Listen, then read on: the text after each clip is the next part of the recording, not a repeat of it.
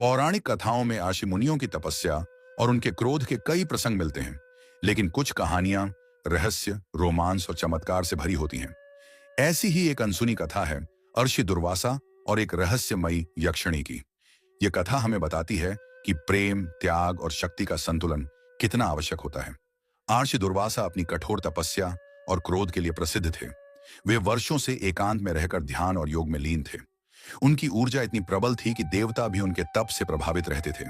एक दिन जब आर्षि दुर्वासा घने जंगल में ध्यान मग्न थे, तब आकाश में हलचल हुई।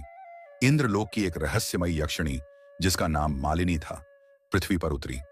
वह सौंदर्य की प्रतिमूर्ति थी। उसकी आंखें चंद्रमा की तरह चमकती थीं और उसका स्वर कानों में मधुर संगीत की तरह घुल जाता था। मालिनी को इंद्र ने एक विशेष उद्देश्य से भेजा था। इंद्र जानते थे कि आर्षि दुर्वासा का तप अत्यंत प्रबल हो चुका था और यदि वे अपनी साधना में सफल हो जाते तो वे तीनों लोगों के लिए चुनौती बन सकते थे।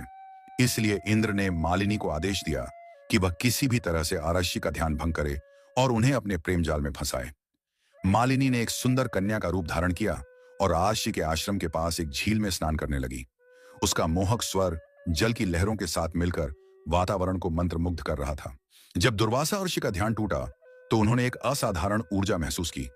आर्षि दुर्वासा ने मालिनी को देखा और उसकी दिव्य आभा को पहचान लिया। उन्होंने गंभीर स्वर में पूछा, कौन हो तुम और यहाँ किस उद्देश्य से आई हो? मालिनी ने विनम्रता से उत्तर दिया, हे ऋषिवर, मैं एक साधारण कन्या हूं जो आपके दर्शन हेतु यहाँ आई हूं। आपके तेज और ज्ञान की ख्याति तीनों लोकों में फैली हुई है। दुर्वासा ऋषि ने उसकी आंखों में कुछ रहस्यमयी आकर्षण देखा, लेकिन वे अपनी साधना में दृढ़ थे। उन्होंने उसे जाने के लिए कहा, लेकिन मालिनी वहां से हटी नहीं। धीरे धीरे वह रोज वहां आने लगी।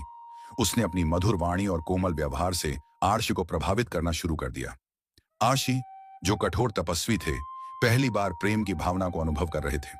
जब आर्षि दुर्वासा पूरी तरह मालिनी के मोह में पड़ने लगे, तब उसने अपना असली स्वरूप प्रकट किया।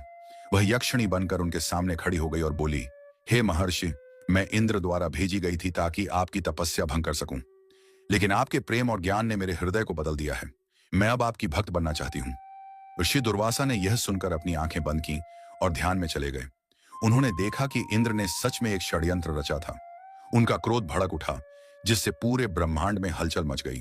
क्रोधित होकर उन्होंने इंद्रलोक की ओर देखा और बोले, इंद्र, तुमने मेरा अपमान किया है, मेरी तपस्या को भंग करने का प्रयास किया।